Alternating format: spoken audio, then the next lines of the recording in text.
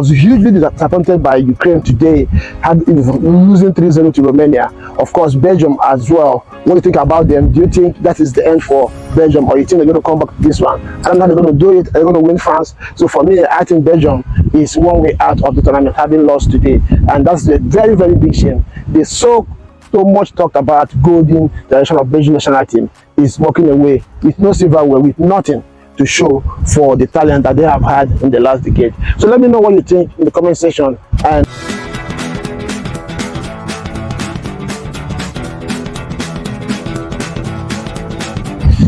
Transit TV, another day at the Euros 2024 tournament. We saw some very exciting 3 games today. Romania shocked Ukraine, a team I thought probably was going to be one of the dark horses in this tournament, but they were shocked in their first game today. Romania winning them 3-0. Again, another shocker, Denmark losing 1-0 to Slovakia. France would just finish picking up 3 points, 1 goal win over Austria. Yeah, we're going to talk about the France game. Didier Deschamps is now the longest serving coach currently at the Euros, 3 years older than Gareth Southgate on the job in this one, and he somehow commands respect and has been seen as successful.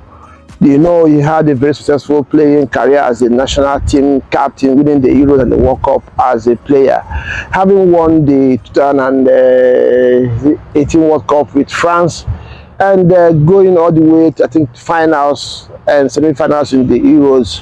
He has been seen as a very successful manager for France.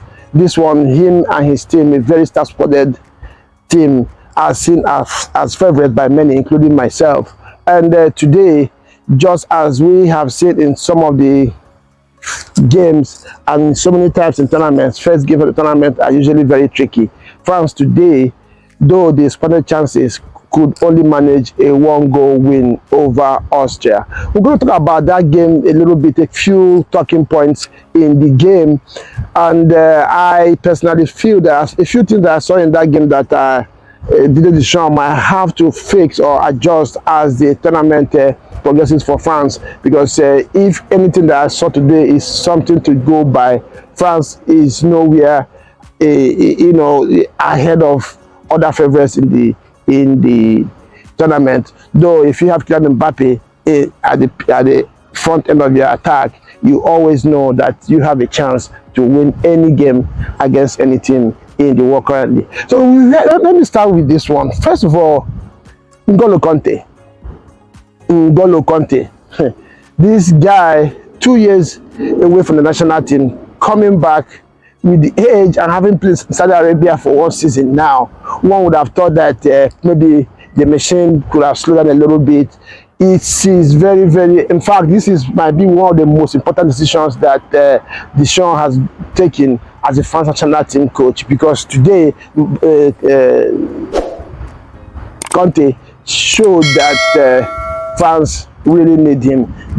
He was all over the place today, sniffing away breakaways, pushing attacks, starting attacks, and defending very, very in a very still manner in that midfield for France today. N'Golo Kante, for me, is, in fact, right from what I saw today, is the most important player, if not, after Mbappe, if not ahead of Mbappe. He was the person for me. If France getting 3 points today was just because of what Kante brought into the game today.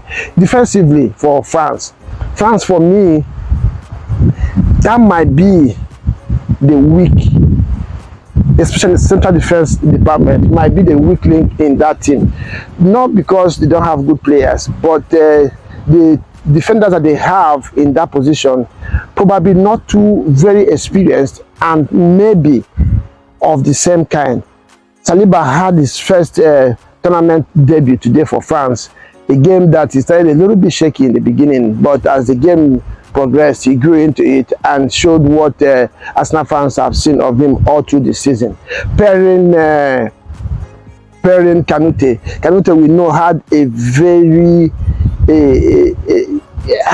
endured a very, I don't know how I'm going to put it now, couldn't get minutes in the Bayern Munich team. Bayern Munich team that, of course, in 11 years, did not win the Bundesliga, though they went all the way to the semi-finals in the Champions League. So that tells you his quality. The next person they have in that position, I think, is Kante of Liverpool. Kante, solid player, but again, lacks consistency and doesn't have the experience at this level as well. So I think if there's going to be anywhere that France are going to have issues in the tournament, it's going to be in the midfield position, where they have good players, solid players, but not quite experienced at this level. They don't have, and you could see that today. There was a lot of chaos in that side of things for France.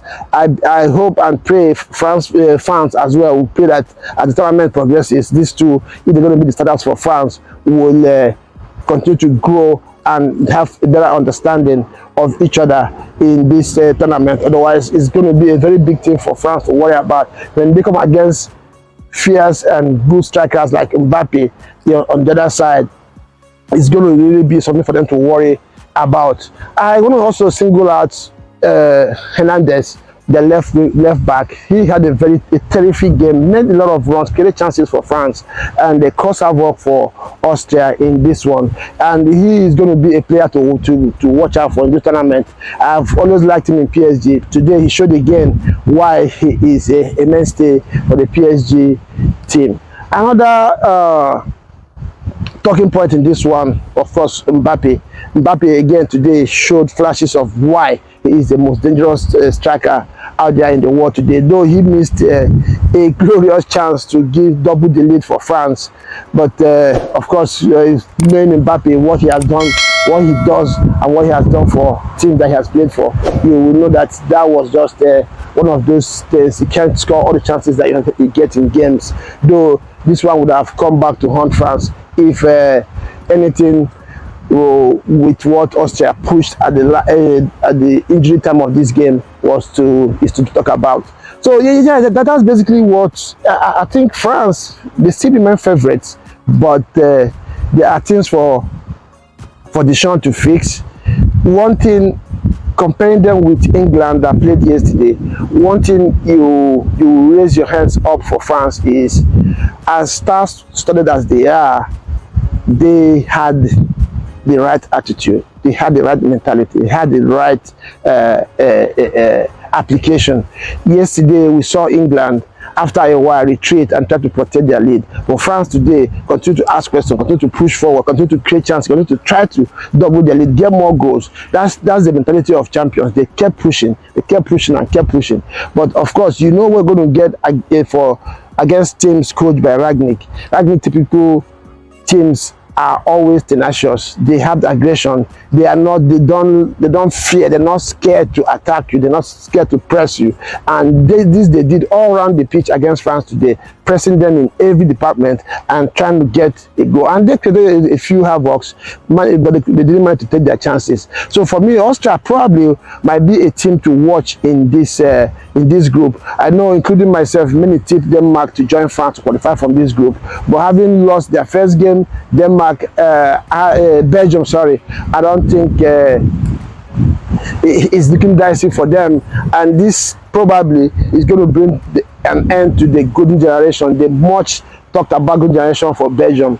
They are going to bow out without winning any silverware for the national team. If anything that we saw today is to be gone by. So France, for me, remain favorites from what I've seen today, and they have players in their squad that can come in and make things happen for the team. You can imagine after 65-70 minutes, players like Amavinga were brought in. Oliver Giroud, who I think for me now, he should be, I'll have to check this, he should be the record France national team goal scorer.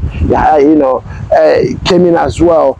Another thing is, another talking point in this game today for France, for me, is Thuram. Thuram made up for the defensive side of things that Mbappe does not provide for you, but you could see that he's not a goal scorer. If Thuram were to be a goal scorer, I'm sure France would have left today with this game today with 2 or 3 goals against Austria. So I don't know how Deschamps is going to try to balance this one. Dembele supposed to contribute goals, but you know him is erratic. He does some magnificent things, then the simple ones are difficult for him to, to apply. So you don't even know what you're going to get from Dembele. France might have to rely on Mbappe to get the goals for them, except Kylian Mbappe. At the same thing, it's just like Thuram as well. They're going to give you that tenacity. They're going to give you that hard work. They're going to press on the opponent's defense, but most of the time they don't get you the goals. So this might also be a thing of worry for France if Didier Deschamps is to clean out his record and become the first player to win the Euros and the World Cup as a player, and win the Euros and the World Cup as a coach, having won the World Cup with this team 4 or I think 6 years ago in so the first games, of course, if you have been involved in this game for a very long time, usually the first matches of tournaments are usually very difficult for teams to play at their maximum ability. So we have seen that, Germany, their first game won 5-1, but every other team has managed, especially the big teams.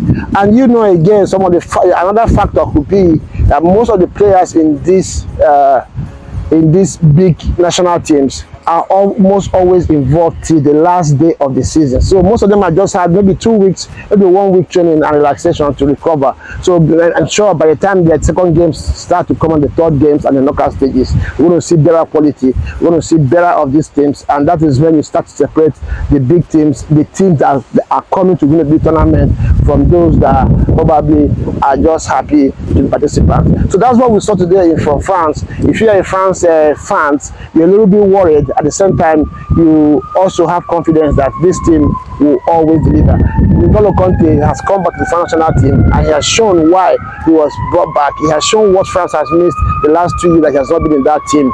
And in the defensive department as well, France need to probably do a little better. Unfortunately, they don't really have the players in the bench who have better experience than the ones that we saw today play for them.